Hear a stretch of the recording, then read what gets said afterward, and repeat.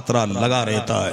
अभी मैं 4-5 दिन पहले बहादुरगंज इलाके में तकरीर कर रहा था। वो तकरीर, जिस तकरीर को लोगों ने वायरल किया और गलतफहमी हुई हमारे साथियों को, उन्होंने उसका बड़ा गलत असर लिया। तो मैंने माजरत कर ली कि ठीक है, अगर हमारे हमारे हमारे हमारे जुमले से तकलीफ पहुंची उस जुमले को मैं वापस लेता हूं।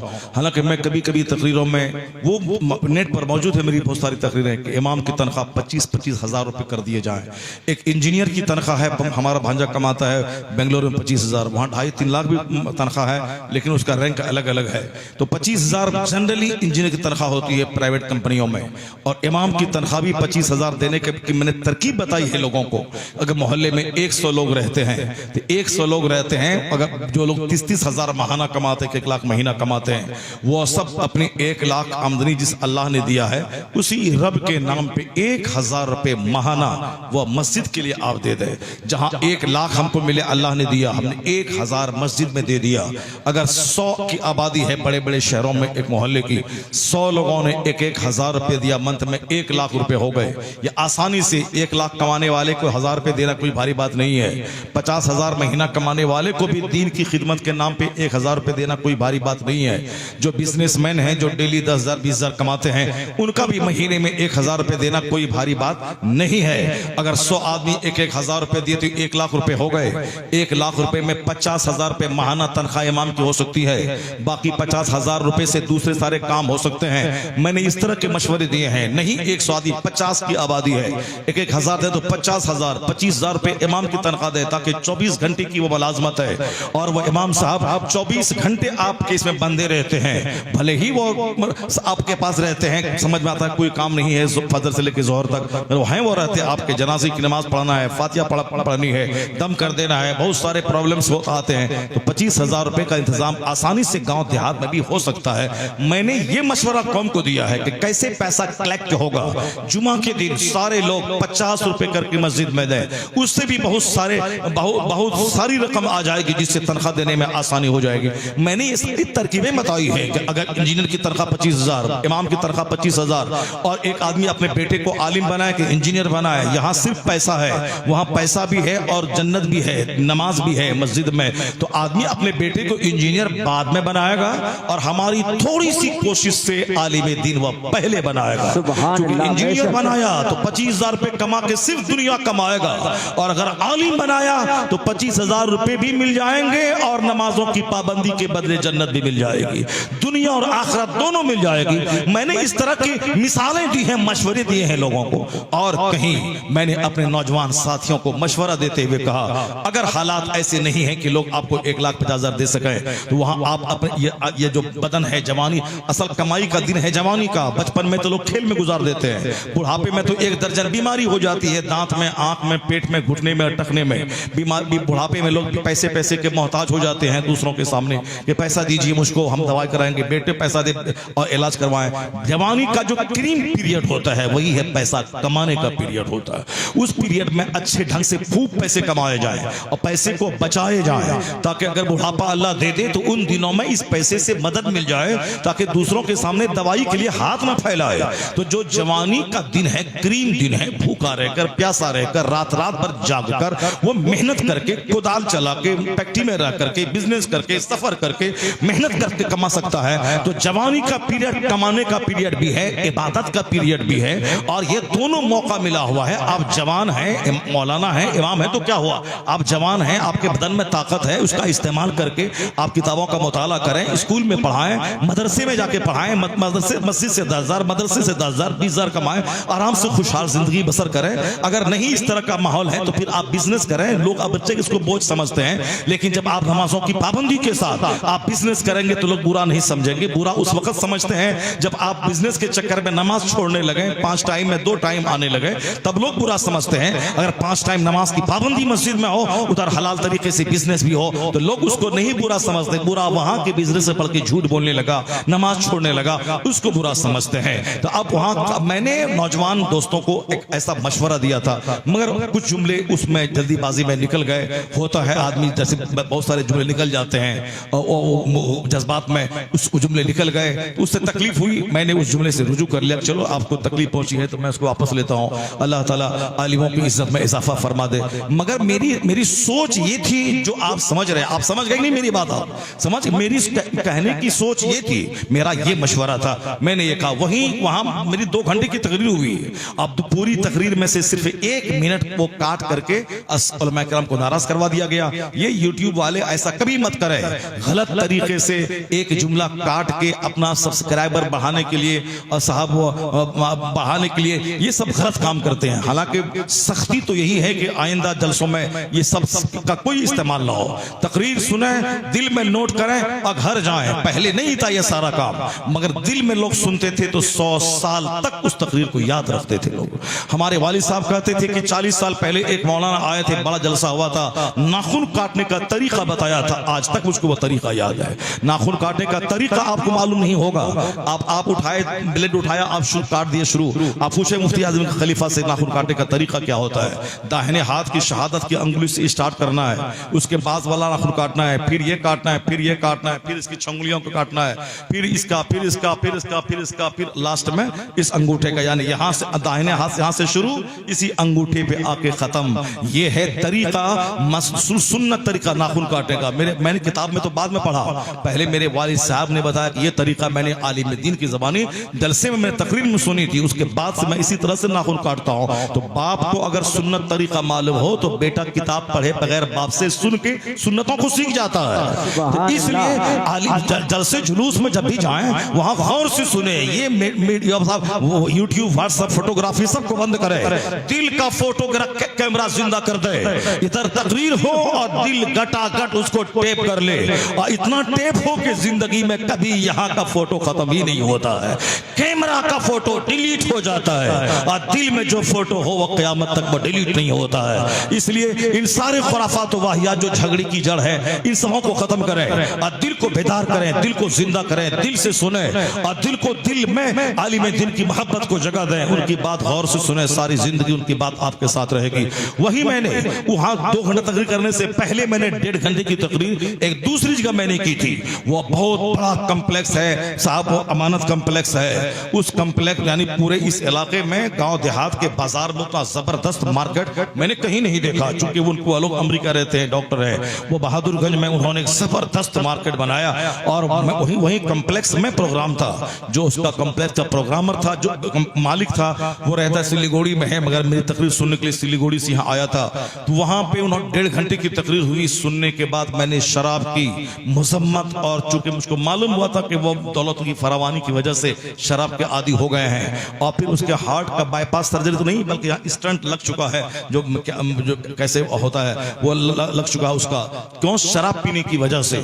मैंने जब शराब की मुजम्मत पे और नमाज की पाबंदी की अहमियत पे मैंने गुफ्तगू की तो वो मेरे पास आया और रोने लगा। कहा फजर की नमाज, फजर से लेके मैं नमाज चालू कर दूंगा और अल्हम्दुलिल्लाह बहुत सारी बुराइयां जो मेरे अंदर थी, अल्हम्दुलिल्लाह आज के बाद से मैं सबको मैं छोड़ दूंगा।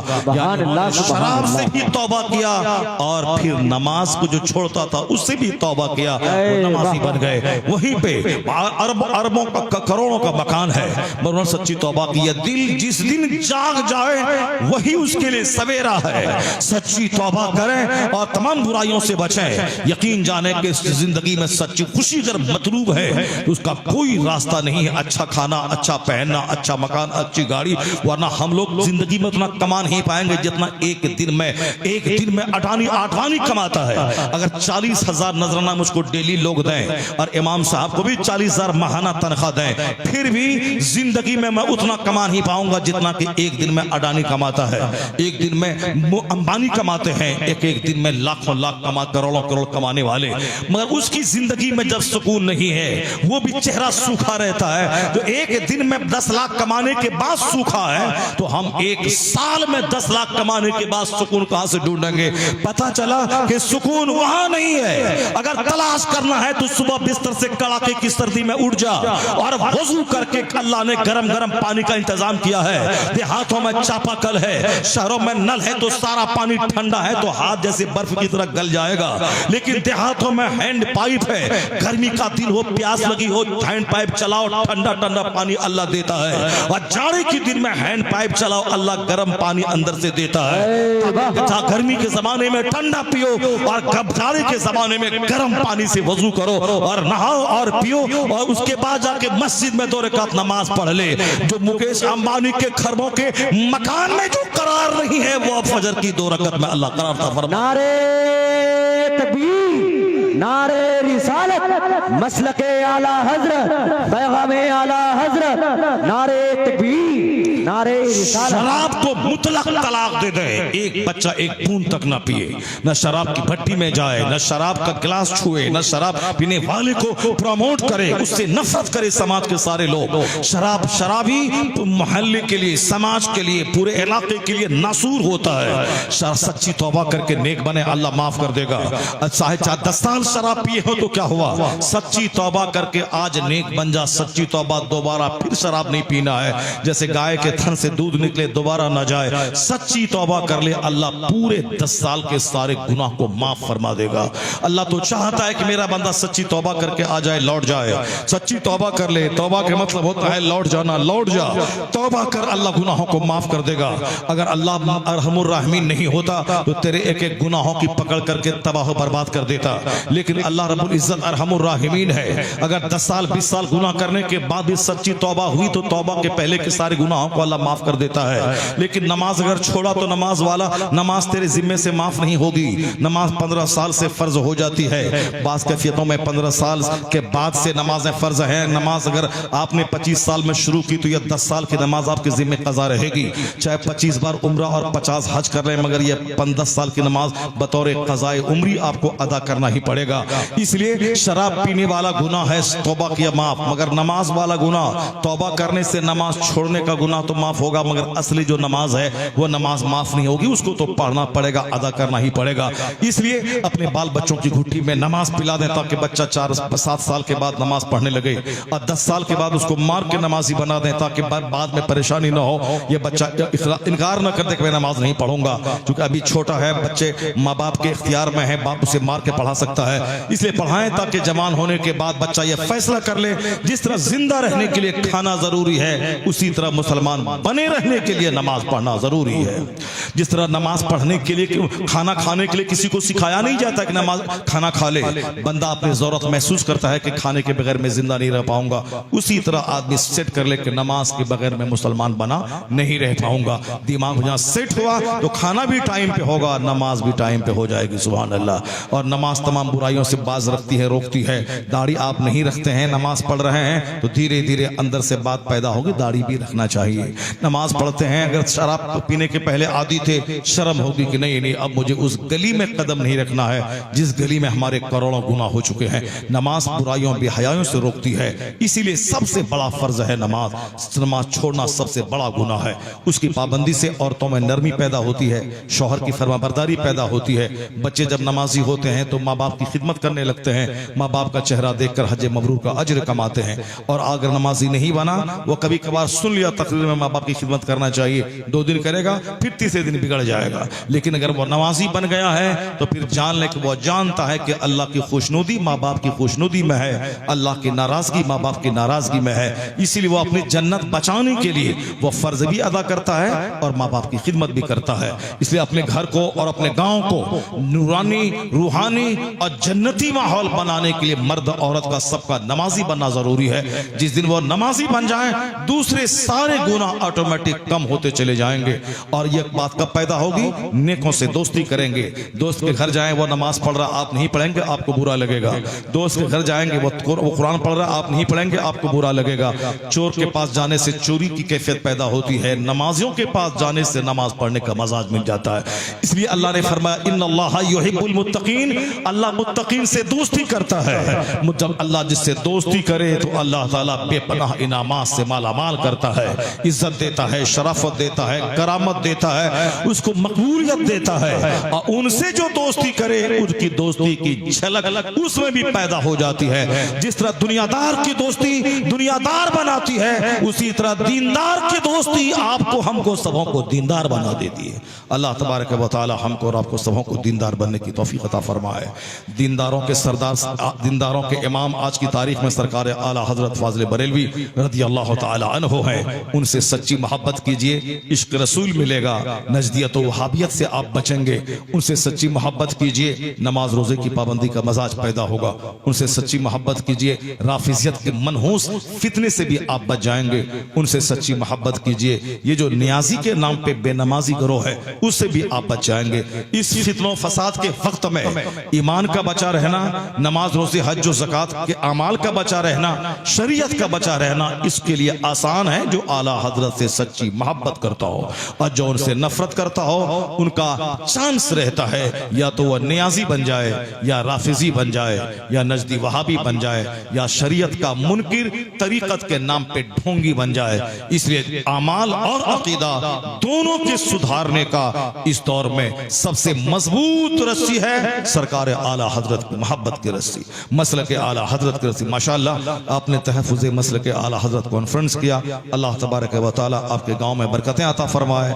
और TTS माशाअल्लाह हम तो सुनते थे बरेली शरीफ में है टनाटन सुन्नी तहरीक और तहरीक तहफ़्फ़ुज़ सुन्नियत, और जिसको दूसरे लफ्जों में टनाटन सुन्नी भी बोला जाता है, TTS और तहरीक तहफ़्फ़ुज़ सुन्नियत। माशाअल्लाह बंगाल जैसे इस देहात में वो तहरीक काम कर रही है, उस तहरीक के बैनर तले मसल के आला हजरत कॉन्फ्रेंस हो रही। बहुत बड़ी बात, मैं जितनी भी तारीफ करूं, जितनी भी तारीफ करूं, जितनी भी दाद दूं आपको बहुत कम है।